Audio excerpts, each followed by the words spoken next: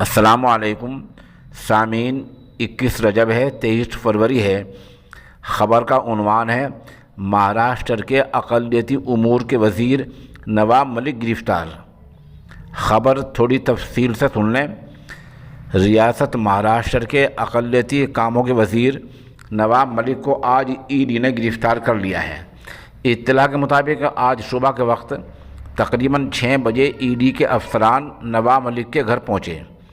1 گھنٹے تک ان سے پوچھ تاچھ کی۔ اس کے بعد ان کو ای ڈی دفتر لے جایا گیا۔ وہاں جا کر پھر پوچھ تاچھ کی اور کچھ دیر بعد ان کو باقاعدہ گرفتار کر لیا گیا۔ گرفتاری کے باوجود ملک کا انداز نوابوں کا ہی رہا۔ جیسے کہ آپ دیکھ رہے ہیں تصاویر میں، انہوں نے ٹویٹ کیا، ڈریں گے نہیں، لڑیں گے نہیں اور جیتیں گے۔ ملک کی گرفتاری کے بعد مہاراشٹر میں سیاسی ہلچل مچ گئی ہے۔